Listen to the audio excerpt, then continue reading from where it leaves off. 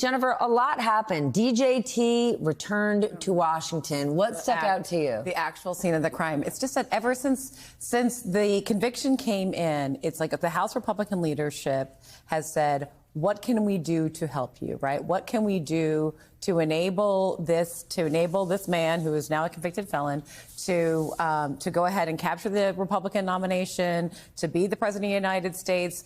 Let's invite you to come to Congress. Let's make it easy. There's reporting about if he has to be remote or something for the convention because he might be in prison. Like, we don't know where he was going to be because the sentencing's on July 11th. But at every turn, let me take whatever step the speaker can take to try to overturn the conviction. It's what can we do to enable your rise to power?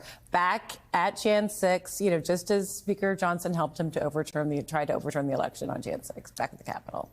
Connor, you experienced the January 6th attack firsthand. What was it like for you to see Donald Trump return to the Capitol and be welcomed by former colleagues of yours who were running for their lives that day?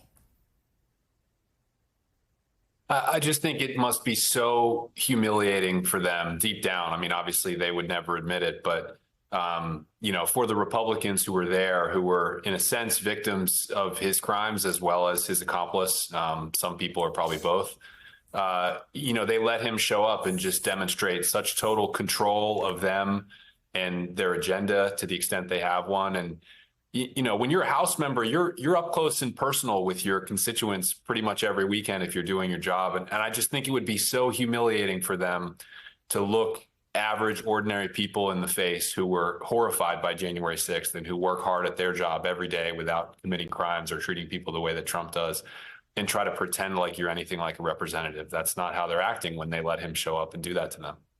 Peter, for me today, when I saw him there, I was thinking back immediately after January 6th, when you saw the likes of Lindsey Graham and Mitch McConnell with their aggressive statements, basically at that moment trying to wash their hands, their party of Donald Trump, now standing right up there next to him.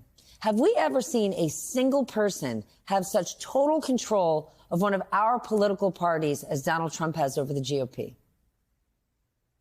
No, I don't think so. Not in modern times. I don't think Reagan had control over the Republican Party in the same way, or Bill Clinton or Barack Obama.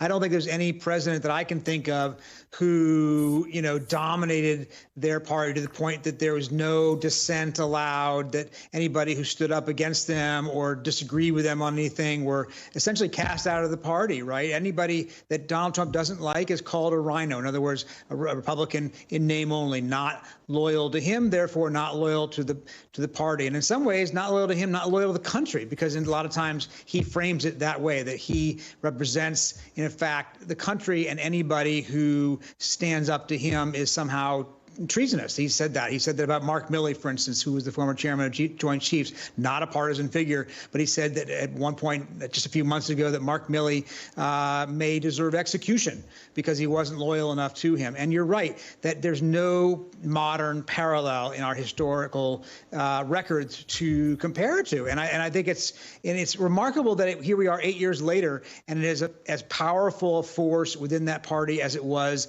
back then, even in some ways more powerful.